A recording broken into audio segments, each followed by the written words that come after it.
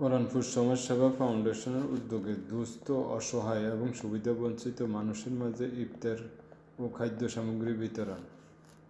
আমাদের প্রতিনিধি মোহাম্মদ আলাউদ্দিন ব্যাপারীর পাঠানো তথ্য ও ভিডিও সূত্রে দেখুন বিস্তারিত।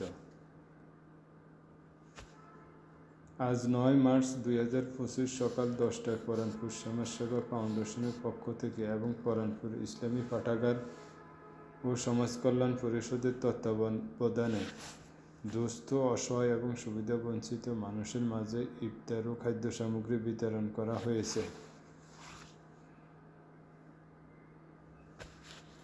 বিভিন্ন দুর্যোগে দুর্বিপাকে এই ফাউন্ডেশন ইতিপূর্বে সাহায্য ও সহযোগিতা নিয়ে মানুষের পাশে দাঁড়িয়েছে এবং ভবিষ্যতেও তাদের এই কার্যক্রম অব্যাহত রাখবেন বলে তারা জানিয়েছেন।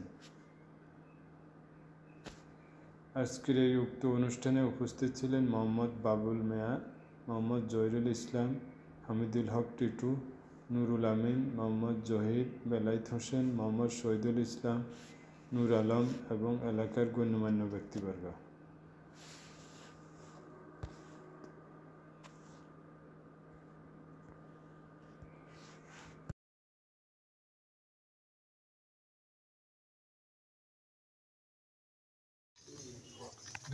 আসসালামু আলাইকুম রহমতুল্লাহ।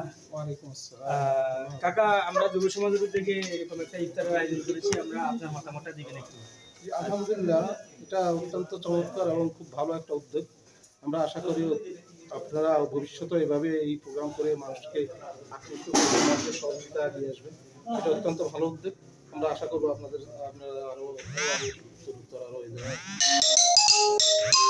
ধন্যবাদ মামা।